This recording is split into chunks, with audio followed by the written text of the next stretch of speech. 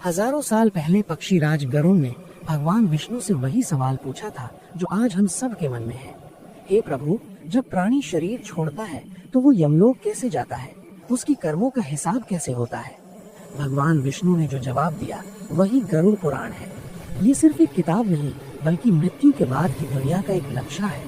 तो चलिए इस यात्रा को शुरू करते हैं बिल्कुल शुरुआत से। गरुड़ पुराण के अनुसार जब मृत्यु का समय निकट आता है तो व्यक्ति को एक अजीब सी घबराहट होने लगती है। उसकी आवाज बंद हो जाती है। जानते हैं क्यों? क्योंकि उस वक्त शरीर के अंदर के पांचों प्राण शरीर से बाहर निकलने के लिए संघर्ष कर रहे होते हैं। भगवान विष्णु बताते हैं कि पापी व्यक्ति के लिए मृत्यु का क्षण बेहद कष्टदायी होता है। उसे ऐसा महसूस होता है जैसे उसके शरीर को अंदर से तोड़ा जा रहा हो।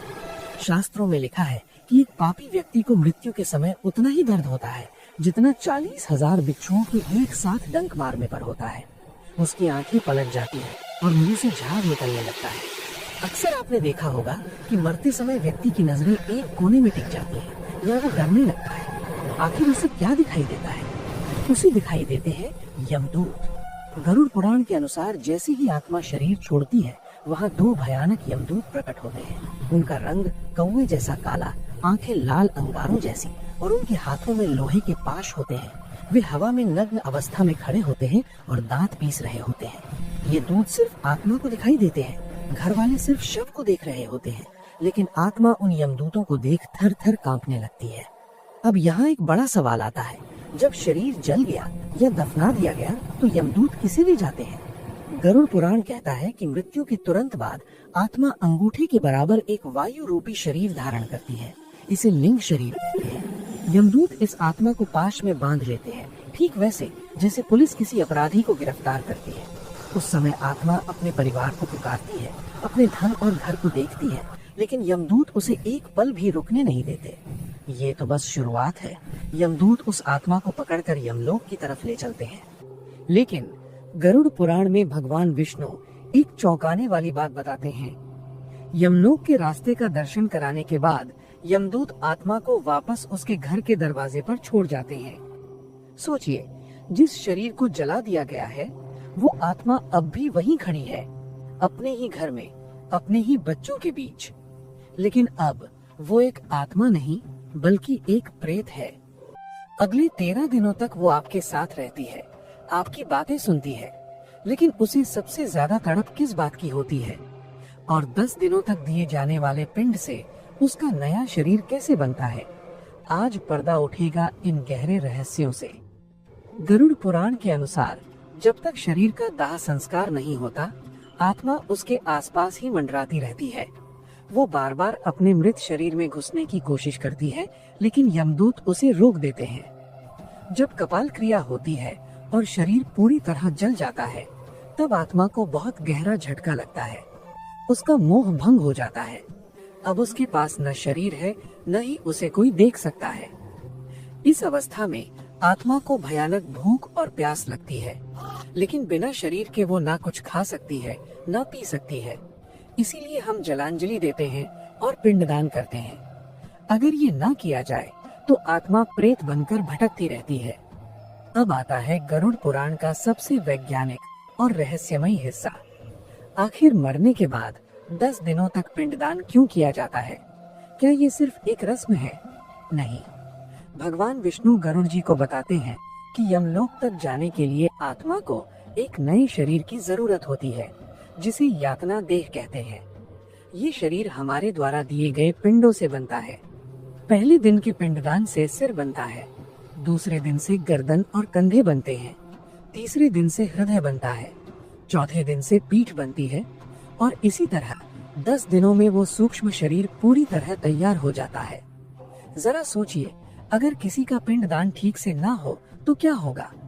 गरुड़ पुराण कहता है कि उसकी आत्मा को अधूरा शरीर मिलता है और वो यमलोक के सफर में भयानक कष्ट सहती है।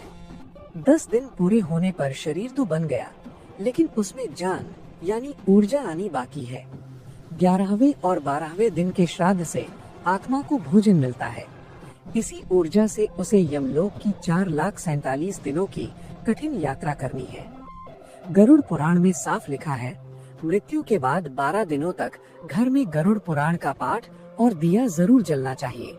इससे आत्मा को अंधेरे में रास्ता दिखता है और उसे ये समझ आता है कि अब उसका इस लोक से कोई नाता नहीं रहा। फिर आता है 13वां दिन, 13वीं। ये वो दिन है जब यमदूत वापस आते हैं। अब आत्मा प्रेत नहीं रही, उसे नया शरीर मिल चुका है। यमदूत उसे रस्सियों में जकड़ लेते हैं। आत्मा अपने घर, अपने बच्चों और अपनी दुनिया को आखिरी बार देखती है। वो रोती है, गिड़गिड़ाती है, लेकिन यमदूत उसे घसीटते हुए ले जाते हैं। अब शुरू होती है वो यात्रा जो किसी भी इंसान के रोंगटे खड़े कर दे, यमलोक की यात्रा। घर से निकलने के बाद आत्मा को नरक के रास्ते पर चलना पड़ता है, लेकिन इस रास्ते में एक ऐसी बाधा आती है जिसे पार करना पापी व्यक्ति के लिए नामुमकिन है। वैतरणी नदी, इसका नाम है वैतरणी। जो लोग जीवन भर पाप करते हैं उनके लिए ये नदी आग से भी ज्यादा गर्म हो जाती है, लेकिन पुण्यात्माओं के लिए ये ठंडी हो जाती है। आज हम देखेंगे यमलोक के उस रास्ते को जहाँ पानी की एक बूंद के लिए आत्मा करोड़ों साल तक रोती है। 13वें दिन घर छोड़ने के बाद यमदूत आत्मा को यम मार्ग पर ले जाते हैं। ये रास्ता 86,000 योजन यानी लाखों किलोमीटर लंबा है। गरुड़ पुराण कहता है कि इस रास्ते में न कोई पेड़ है, न कोई छाया और न ही पानी। ऊपर से 12 सूर्य एक साथ आग बरसाते हैं। यमदूत पापी आत्मा को जंजीरों से घसीटते हुए ले जाते हैं। उसे भूख और प्यास लगती है, लेकिन उसे खाने को कुछ नहीं मिलता। यहाँ आत्मा अपने पुत्रों और परिवार को याद करके रोती है, हे पुत्र, मुझे एक बूंद पानी दे दो। लेकिन ये वो जगह है जहाँ कोई आवाज नहीं पहुँचती। चलते चलते रास्ते में आती है वैतरणी नदी। गरुड़ पुराण के अनुसार ये नदी 100 योजन चौड़ी है। इसमें मांस, कीचड़ और खून का बहाव है। ये नदी पापियों को देखकर ऐसे उबलने लगती है जैसे कड़ाही में तेल उबलता है।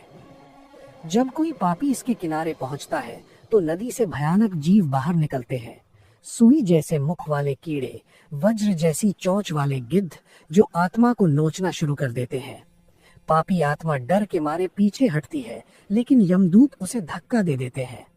वो डूबती है, फिर ऊपर आती है, फिर डूबती है। उसका शरीर जलता है, लेकिन वो मर नहीं सकती क्योंकि वो तो पहले ही मर चुकी है। ये पीड़ा अनंत काल जैसी लगती है। तो क्या इस नदी को पार करने का कोई उपाय नहीं है?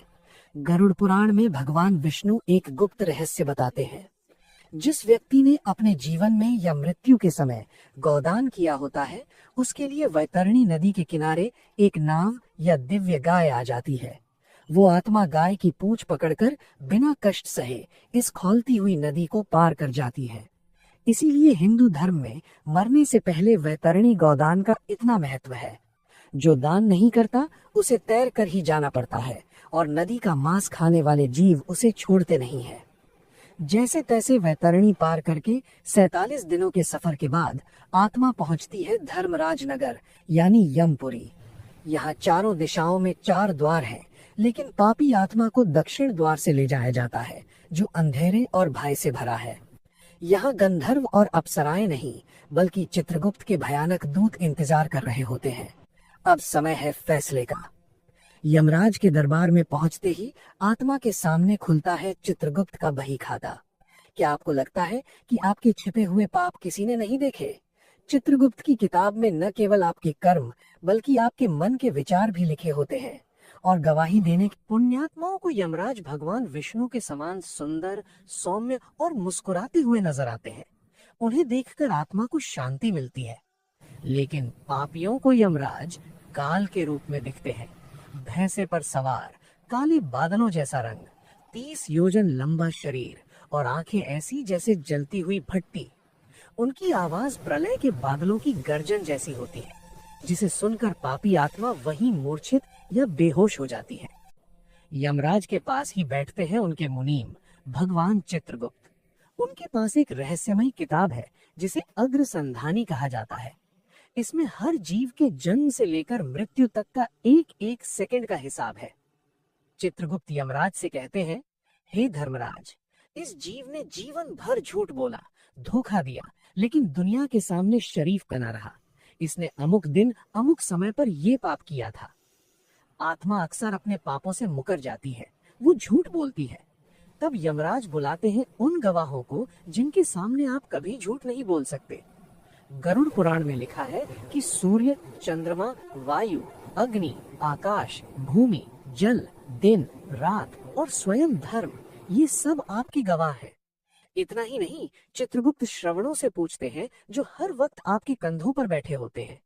जब ये गवाह गवाही देते हैं तो आत्मा का झूठ पकड़ा जाता है। जैसे एक अपराधी सीसीटीवी फुटेज देखकर चुप हो जाता है, वैसे ही आत्मा अपना सिर झुका लेती है। अब कोई बहाना नहीं, कोई माफी नहीं, अब समय है सजा सुनाने का। चित्रगुप्त हिसाब जोड़ते हैं। अगर पाप कम और पुण्य ज्यादा है तो आत्मा को स्वर्ग या पितृलोक भेजा जाता है। लेकिन अगर पापों का घड़ा भर चुका है तो यमराज उसे कुंभीपाक या रौरव जैसे भयानक नरकों में भेजने का आदेश देते हैं। यमराज कहते हैं, हे मूर्ख जीव, जब तू पाप कर रहा था तब तुझे बड़ा आनंद आ रहा था, अब उस आनंद की कीमत चुकाने का वक्त आ गया है। यमराज का आदेश मिलते ही यमदूत उस आत्मा को नर्क की ओर फेंक देते हैं। लेकिन नर्क कोई एक जगह नहीं है। गरुड़ पुराण में 28 तरह के भयानक नरकों का वर्णन है। क्या आप जानते हैं, झूठ बोलने वालों के लिए अलग नर्क है, धोखा देने वालों के लिए अलग, और पराई स्त्री या पुरुष पर बुरी नजर रखने वालों को लोहे की गर्म मूर्ति से चिपकाया जाता है। आज हम उन 28 प्रमुख नरकों का दरवाजा खोलने जा रहे हैं। क्या आप में सच देखने की हिम्मत है? यमराज के दरबार से सजा सुनाए जाने के बाद यमदूत आत्मा को नर्क लोक में फेंक देते हैं। गरुड़ पुराण में 84 लाख नरकों का जिक्र है, जिनमें से 28 मुख्य नरक सबसे भयानक माने गए हैं। यहाँ एक सवाल आता है, अगर शरीर जल चुका है तो नरक में जलता कौन है? भगवान विष्णु कहते हैं, आत्मा को मिला वो यातना शरीर इस तरह बना होता है कि वो ना तो मर सकता है और न ही बेहोश हो सकता है। उसे सिर्फ दर्द महसूस होता है, अनंत दर्द। सबसे पहले बात करते हैं रौरव नर्क की। ये नर्क उन लोगों के लिए है जो झूठी गवाही देते हैं या दूसरों की संपत्ति हड़प लेते हैं। यहाँ रुरुलाम के भयानक जीव होते हैं जो सांप और बिच्छू जैसे दिखते हैं। जैसे ही पापी यहाँ गिरता है, हजारों रुरु उसे एक साथ नोचना शुरू कर देते हैं। वो भागता है, लेकिन जमीन जलते हुए कोयलों की बनी होती है। अगला है कुंभीपाक। ये नाम आपने शायद सुना होगा। ये उन लोगों के लिए है जो अपने स्वाद के लिए बेजुबान जानवरों की हत्या करते हैं या उन्हें तड़पाते हैं। गरुड़ पुराण कहता है, जैसे तुमने उन्हें पकाया वैसे ही तुम्हें पकाया जाएगा। इस नरक में विशाल कड़ाहे में गर्म तेल खौलता रहता है। यमदूत पापी को उसमें जिंदा उबालते हैं। जब उसकी खाल गल जाती है तो उसे बाहर निकालकर फिर से ठीक किया जाता है ताकि उसे दोबारा उबाला जा सके। आज के दौर में ये पाप बहुत आम हो गया है, व्यभिचार। जो स्त्री या पुरुष अपने जीवन साथी को धोखा देते हैं और पराये लोगों के साथ संबंध बनाते हैं, उनके लिए गरुड़ पुराण में सबसे दर्दनाक सजा है। उन्हें तप्त मूर्ति नरक में भेजा जाता है। वहाँ लोहे की एक बेहद खूबसूरत मूर्ति होती है जिसे आग में तपाकर बिल्कुल लाल कर दिया जाता है। यमदूत पापी को कोड़े मारते हैं और उस जलती हुई मूर्ति को आलिंगन करने के लिए मजबूर करते हैं। जैसे ही वो उसे गले लगाता है, उसका पूरा शरीर जलकर राख हो जाता है और फिर जुड़ जाता है। ये सजा तब तक चलती है जब तक उसके पाप नहीं धुल जाते। जो लोग अपने कर्तव्यों से भागते हैं, मित्रों को धोखा देते हैं या वेदों या धर्म का अपमान करते हैं, उन्हें 80 पत्र वन जंगल में छोड़ा जाता है। ये एक ऐसा जंगल है जहाँ पेड़ों के पत्ते तलवार की तरह धारदार होते हैं। यमदूत पापी को दौड़ाते हैं। जैसे ही वो भागता है, तलवार रूपी पत्ते उसके शरीर को चीर देते हैं। हर कदम पर उसका शरीर कटता है। और जो लोग अपनी शक्ति के नशे में दूसरों को सताते हैं या जरूरतमंदों की मदद करने के बजाय उनका अपमान करते हैं, उन्हें अंधकूप में गिराया जाता है जहाँ सिर्फ अंधेरा है और जहरीले सांप उन्हें डसते रहते हैं। ये सजाएं सुनकर शायद आपका मन डर गया हो, लेकिन गरुड़ पुराण का उद्देश्य डराना नहीं बल्कि सही राह दिखाना है। भगवान विष्णु कहते हैं कि जो मनुष्य जीते जी अपने पापों का प्रायश्चित कर लेता है, ईश्वर से माफी मांग लेता है और दोबारा वो गलती न करने की कसम खाता है, उसे इन नरकों का मुंह नहीं देखना पड़ता। लेकिन सजा काटने के बाद क्या होता है? जब नरक की सजा पूरी हो जाती है तो आत्मा को दोबारा पृथ्वी पर भेजा जाता है, लेकिन इंसान के रूप में नहीं। पाप कर्मों के अनुसार कोई कुत्ता बनता है, कोई सुअर तो कोई पेड़। गरुड़ पुराण के 5वें अध्याय में पक्षीराज गरुड़ ने भगवान विष्णु से यही प्रश्न पूछा था कि प्रभु, मरने के बाद जीव को किस आधार पर नया शरीर मिलता है और पिछले जन्म के पापों का निशान अगले जन्म में शरीर पर कैसे दिखाई देता है। हमारे कर्म ही हमारे अगले शरीर का बीज बोते हैं।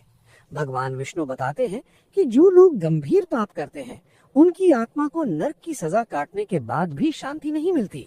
उन्हें अलग अलग योनियों में भटकना पड़ता है। गुरु का अपमान। जो शिष्य अपने गुरु का अनादर करता है वह अगले जन्म में जल रहित स्थान में भयानक ब्रह्म राक्षस बनता है। चोरी का फल। सोने की चोरी करने वाला कीड़ा बनता है और अनाज की चोरी करने वाला चूहा बनता है। विश्वासघात। जो व्यक्ति किसी के भरोसे को तोड़ता है वह अगले जन्म में मछली बनता है।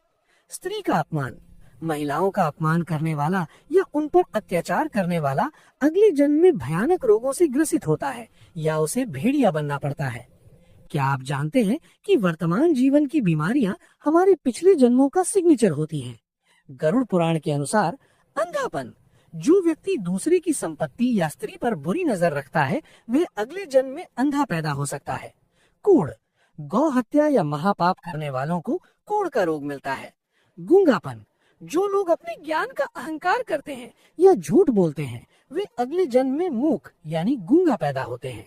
भगवान विष्णु कहते हैं कि 84 लाख योनियों यानी पशु, पक्षी, कीट पतंगों में भटकने के बाद जब पाप और पुण्य का संतुलन बराबर होने लगता है तब जाकर ये अनमोल मानव तन मिलता है। लेकिन याद रहे, मनुष्य का जन्म केवल भोग के लिए नहीं बल्कि पिछले कर्मों को सुधारने और मोक्ष की ओर बढ़ने के लिए मिलता है। यदि इस जन्म में भी हम केवल पशुओं जैसी प्रवृत्तियों यानी खाना, सोना, डरना में लगे रहे तो फिर से वही 84 लाख का चक्र शुरू हो जाता है। क्या आपने कभी सोचा है कि जब आप अपनी माँ के गर्भ में थे तब आप क्या सोच रहे थे? क्या आपको पता है कि गरुड़ पुराण के अनुसार जन्म से पहले हर इंसान को अपने पिछले सैकड़ों जन्मों की एक एक बात याद होती है?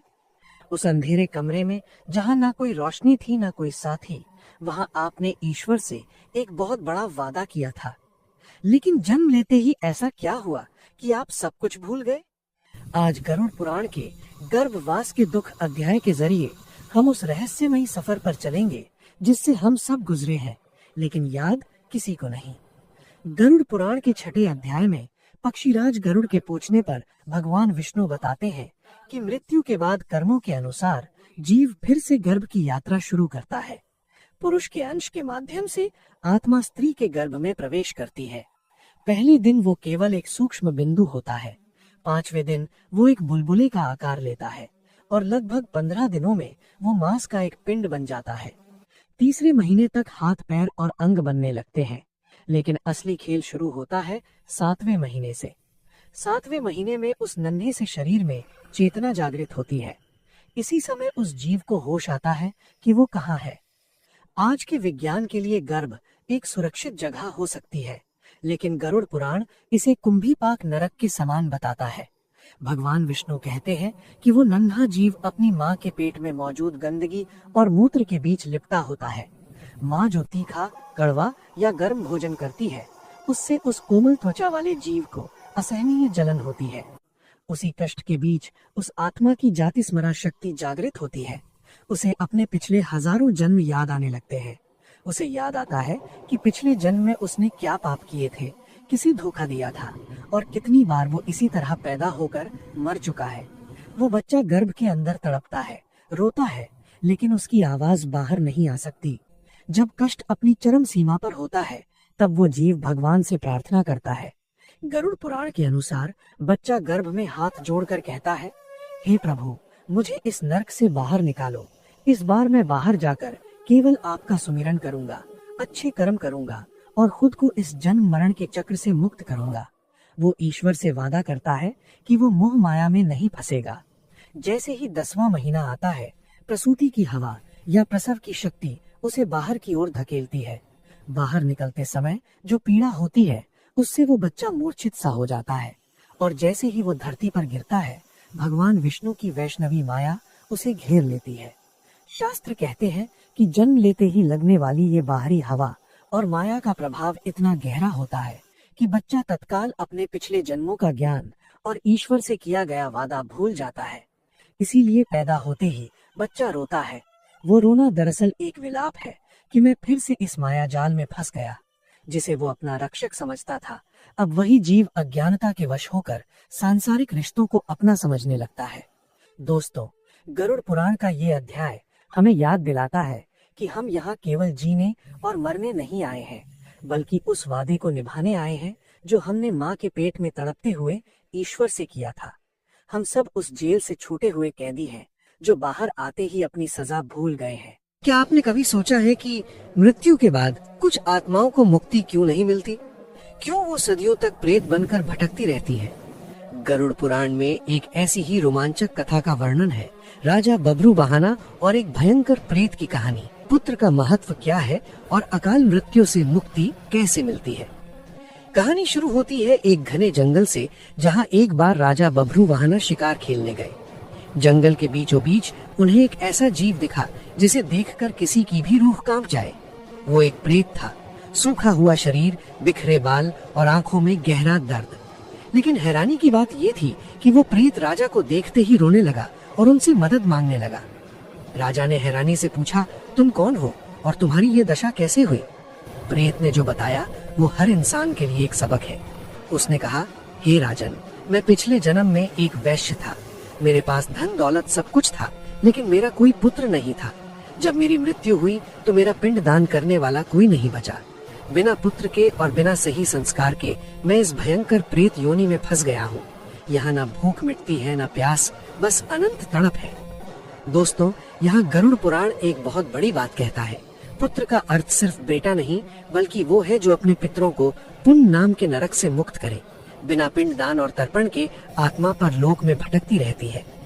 राजा ने दया करके पूछा, मैं तुम्हें इस कष्ट से कैसे मुक्त कर सकता हूँ? तब उस प्रेत ने बताया कि अगर कोई धर्मात्मा व्यक्ति उसके नाम से विधि विधान पूर्वक दान पुण्य करे और नारायण की पूजा करे तो ही उसे मुक्ति मिल सकती है। राजा बभरू वाहना ने वैसा ही किया। उन्होंने उस प्रेत के लिए श्राद्ध किया और दान दिया, जिसके प्रभाव से उस प्रेत को तुरंत दिव्य शरीर मिला और वो स्वर्ग सिधार गया। लेकिन अब सवाल ये उठता है कि क्या आज के समय में बिना पुत्र के मुक्ति नहीं मिल सकती? गरुड़ पुराण के अनुसार पुत्र का होना श्राद्ध के लिए उत्तम है, लेकिन अगर पुत्र ना हो तो भाई का पुत्र, पत्नी या कोई भी सच्चा श्रद्धालु विधि विधान से कार्य करे तो आत्मा को शांति मिलती है। और अगर किसी की अकाल मृत्यु हो जाए तो वो प्रेत योनि में ना जाए, इसके लिए नारायण बलि और त्रिपिंडी श्राद्ध जैसे विशेष पूजन बताए गए हैं। कि मृत्यु के 11वें दिन और साल भर बाद किए जाने वाले श्राद्ध का असली सच क्या है? नारायण बलि पूजा क्यों इतनी खतरनाक और जरूरी मानी जाती है? और आखिर वो कौन सी प्रक्रिया है जिससे एक भटकती हुई प्रेत आत्मा अपने पितरों में मिल जाती है? सबसे पहले बात करते हैं 11वें दिन के रहस्य यानी एकादशाह कृत्य की। गरुड़ पुराण के अनुसार मृत्यु के बाद 10 दिनों तक आत्मा को एक सूक्ष्म शरीर प्राप्त होता है, जिसे वायवीय शरीर कहते हैं। लेकिन असली खेल शुरू होता है 11वें दिन। इस दिन जो श्राद्ध और शय्या दान किया जाता है वो आत्मा के आगे के सफर का राशन पानी है। अध्याय 13 साफ कहता है कि अगर 11वें दिन विधि विधान से वृषोत्सर्ग और दान न किया जाए तो आत्मा भूख और प्यास से तड़पती हुई अपने ही घर के चक्कर लगाती रहती है। यही वो समय है जब आत्मा प्रेत योनि में होती है। अब आता है सबसे महत्वपूर्ण सवाल, आत्मा पितृ कब बनती है? इसे कहते हैं सपिंडीकरण। अक्सर लोग सोचते हैं कि गंगा जी में अस्थियां बहा दी तो काम हो गया। जी नहीं, जब तक सपिंडीकरण नहीं होता मृतक की आत्मा प्रेत ही रहती है। सपिंडीकरण का मतलब है पिंडों का मिलन। इसमें मृतक के नाम का पिंड उसके पिता, दादा और परदादा के पिंडों के साथ मिलाया जाता है। ये रस्म आमतौर पर 12वें दिन या फिर साल भर बाद बरसी पर की जाती है। जब ये मिलन होता है तभी वो आत्मा प्रेत लोक से निकलकर पितृलोक में अपने पूर्वजों के साथ स्थान पाती है। लेकिन दोस्तों, यहाँ एक बहुत बड़ा ट्विस्ट है। क्या होगा अगर किसी की मौत नेचुरल नहीं हुई? अगर किसी की मृत्यु एक्सीडेंट में, जहर से, फांसी लगाकर, जलने से या सांप के काटने से हुई हो, या फिर किसी ने आत्महत्या की हो?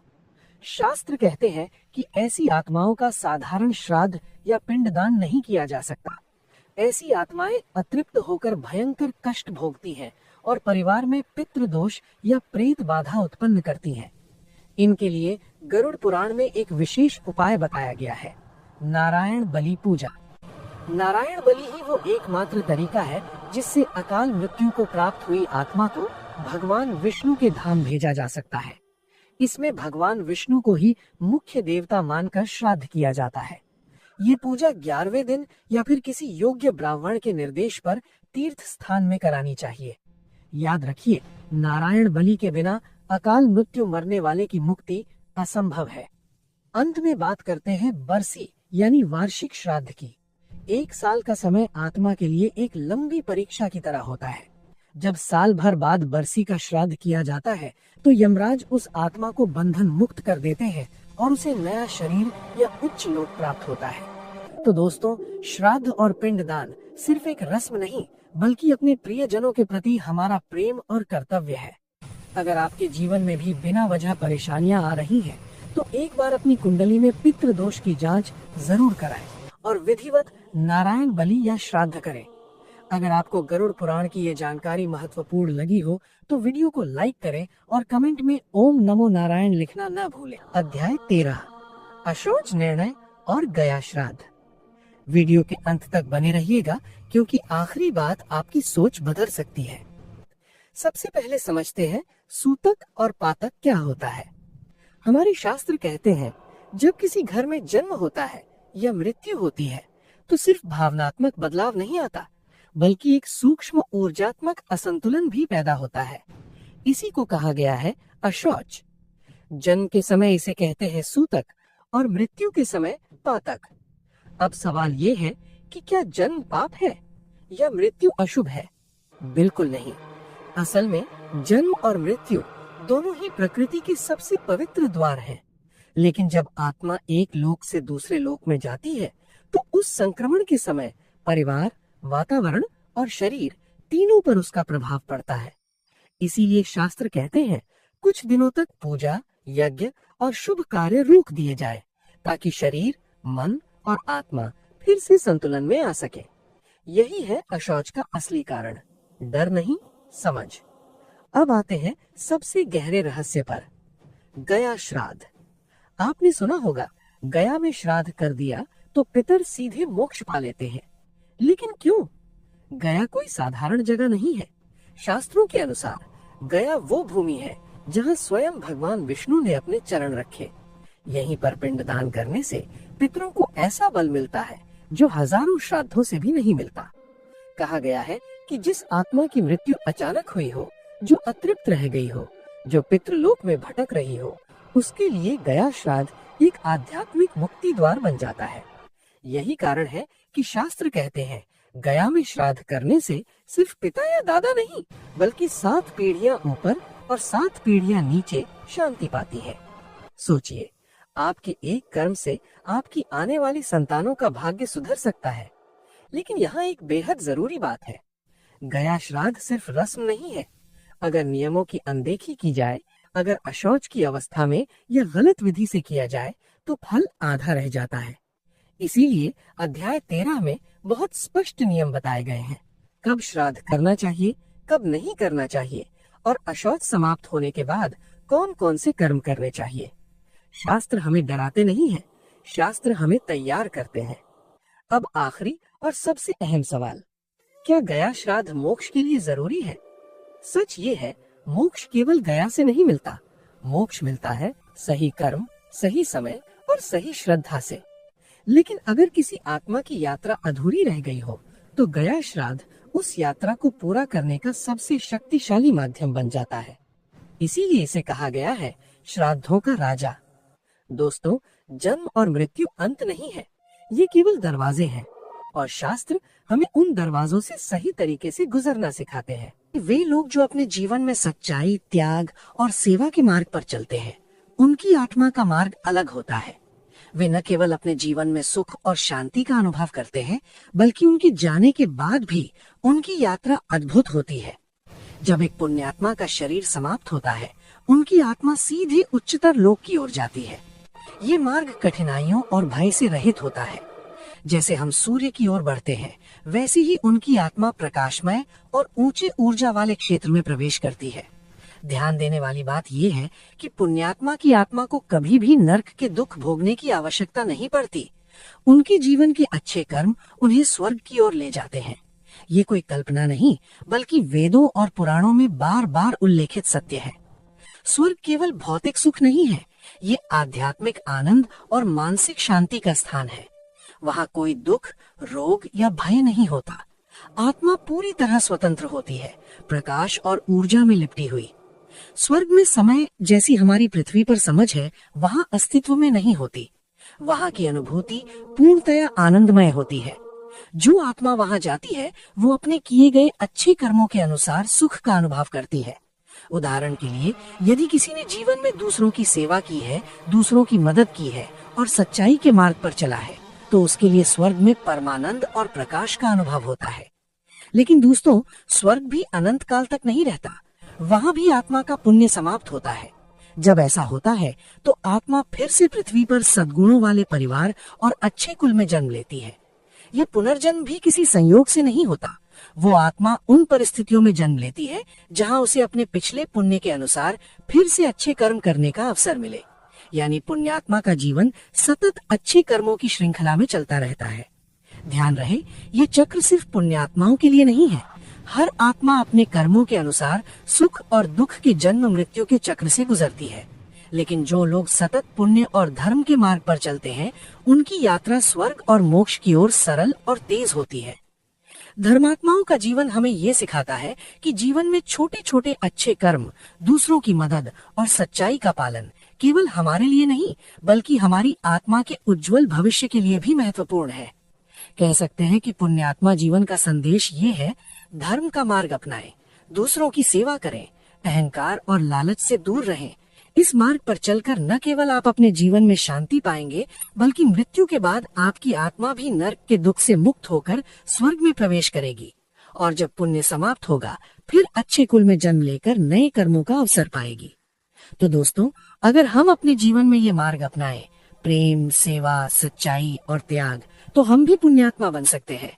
हमारी आत्मा का सफर स्वर्ग की ओर होगा और अंततः मोक्ष की प्राप्ति संभव है। याद रखिए, स्वर्ग कोई दूर का सपना नहीं है, बल्कि आपके अच्छे कर्मों का परिणाम है।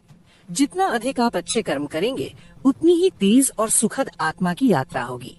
दोस्तों, गरुड़ पुराण के 16वें अध्याय में भगवान विष्णु कहते हैं कि ये मानव शरीर ब्रह्मांड की सबसे कीमती चीज है। सोचिए, एक आत्मा कभी कीड़ा बनती है, कभी जानवर, तो कभी पेड़ पौधे। ऐसे 84 लाख अलग अलग शरीरों में भटकने और तड़पने के बाद बड़ी मुश्किल से उसे मनुष्य जन्म मिलता है। लेकिन क्यों? क्या सिर्फ खाने, सोने और पैसे कमाने के लिए? बिल्कुल नहीं। पुराण कहते हैं कि मानव शरीर मोक्ष का द्वार है। बाकी हर योनि में आप सिर्फ अपने पिछले कर्मों का फल भुगतते हैं, लेकिन सिर्फ इंसान के पास वो पावर है जिससे वो नए और अच्छे कर्म करके इस जन्म मरण के चक्र को हमेशा के लिए तोड़ सकता है। अब सवाल आता है कि जीवन का असली उद्देश्य क्या है? अध्याय 17 में साफ लिखा है कि जिस इंसान ने इस शरीर में रहकर ज्ञान हासिल नहीं किया, जिसने दूसरों की मदद नहीं की और जिसने उस परम सत्य यानी ईश्वर को नहीं पहचाना, उसका जीवन एक बिना फल वाले पेड़ जैसा है। हम अक्सर शरीर को सजाने में वक्त बर्बाद करते हैं, लेकिन गरुड़ पुराण हमें याद दिलाता है कि ये शरीर तो बस एक किराए का घर है। एक दिन इसे छोड़ना ही होगा। असली कमाई तो वो संस्कार और कर्म है जो आत्मा अपने साथ ले जाती है। अब सबसे जरूरी बात, फलश्रुति। गरुड़ पुराण को पूरा सुनने या सुनाने का फल क्या है? शास्त्रों के अनुसार जो व्यक्ति इस ज्ञान को श्रद्धा से सुनता है या दूसरों तक पहुंचाता है, उसके जीवन के दुख और अज्ञान के अंधेरे कट जाते हैं। इसे सुनने से मृत्यु का भय खत्म होता है और इंसान को सही दिशा में जीने की प्रेरणा मिलती है। कहते हैं कि इस ज्ञान को साझा करने से न सिर्फ आपको, बल्कि आपके पितरों को भी शांति और सद्गति मिलती है। दोस्तों, ये सीरीज सिर्फ डराने के लिए नहीं, बल्कि हमें जगाने के लिए थी। अगर इस वीडियो से आपकी सोच में 1% भी बदलाव आया हो, तो इसे अपने परिवार और रिश्तेदारों के साथ जरूर शेयर करें। क्या पता आपका एक शेयर किसी की जिंदगी का उद्देश्य बदल दे। वीडियो को लाइक करना न भूलें और ऐसी ही जीवन को बदल देने वाली जानकारियों के लिए हमारे चैनल को सब्सक्राइब करके बेल आइकन जरूर दबाएं।